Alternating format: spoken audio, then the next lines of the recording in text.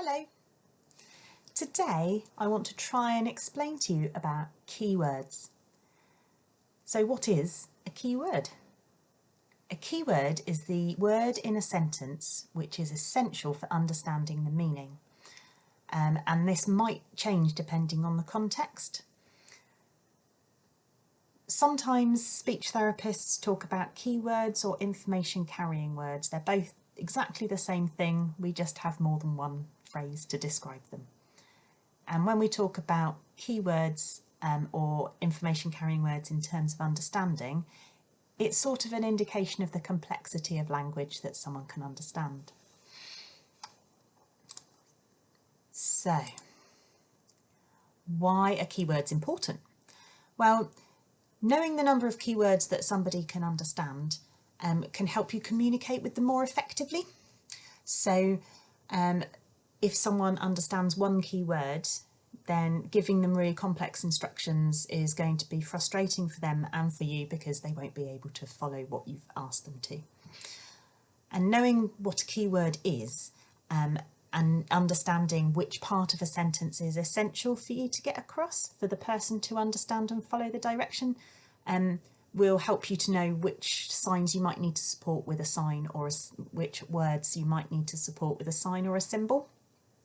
So yeah, it's good to know what they are. Speech therapists, we talk about language in two different ways. We talk about expressive language and receptive language. Expressive language refers to the words that a learner can use to communicate with you. They might be functional or not functional. So some of our learners have something called echolalia, which means they may repeat words or phrases, either things that you've just said or things that they have heard in the past in videos and films and things.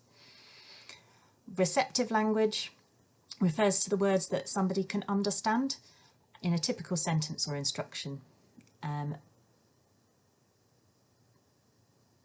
So it's quite common for students who have very poor expressive language to have better understanding than what they can actually express, which is very frustrating for them.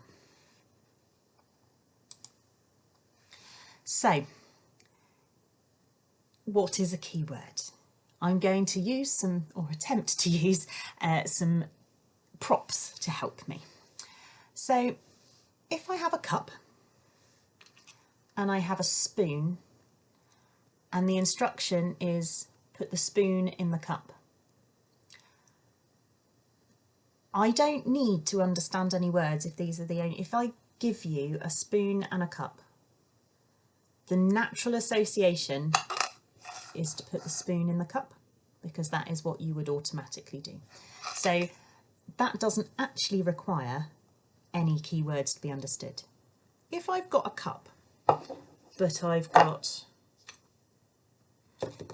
a metal spoon and a plastic spoon, and I say put the metal spoon in the cup, I have to understand one key word because I need to understand metal versus plastic.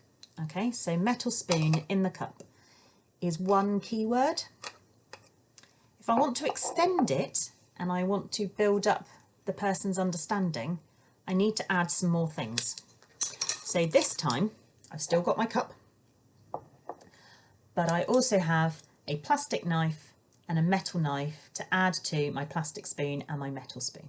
Okay, so now if I say the sentence, put the metal spoon in the cup, I have to understand metal, I have to understand spoon, so I have to understand two keywords.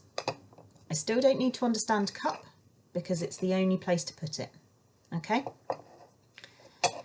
But I have to understand the difference between plastic and metal and between a spoon and a knife, okay?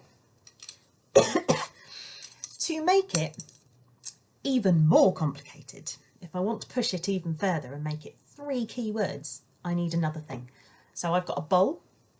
So now I've got a bowl and I've got a cup, plus all the things that I already had. So if I now said, put the metal spoon in the cup, I need to understand metal, spoon and cup. So I need to understand 3 keywords. I still don't need to understand in because it's a natural association. You would naturally put the spoon in the cup, not under it. Okay, so that's 3 keywords.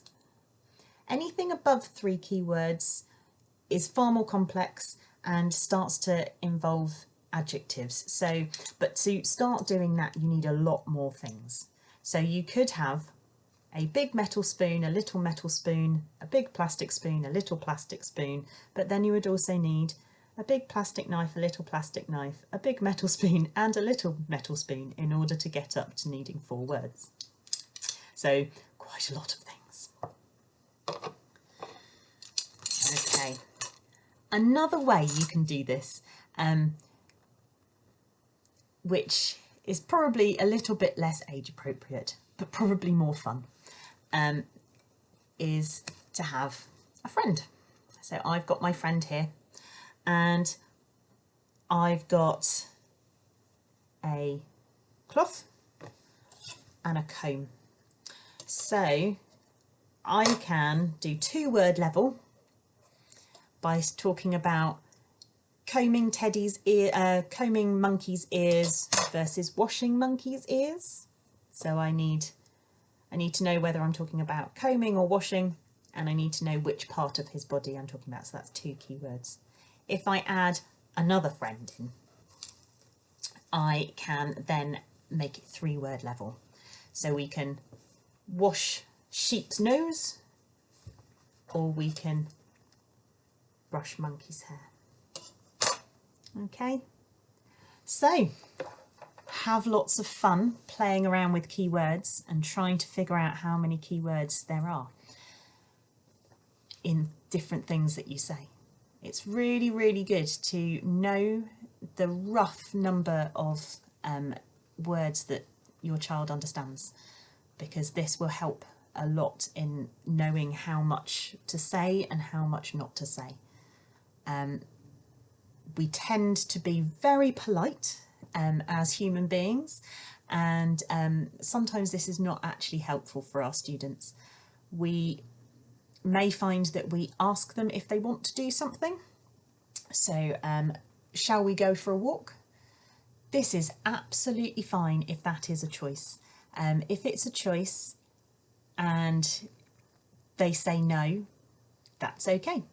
If it's something that they need to do, like have a bath or go to bed, saying, do you want to go to bed?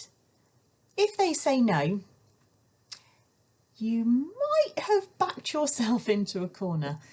In the cases where it's something that has to be done, the best phrasing that I have come up with is it's time to, or let's go to bed, or it's time to go to bed, rather than do you want to go to bed?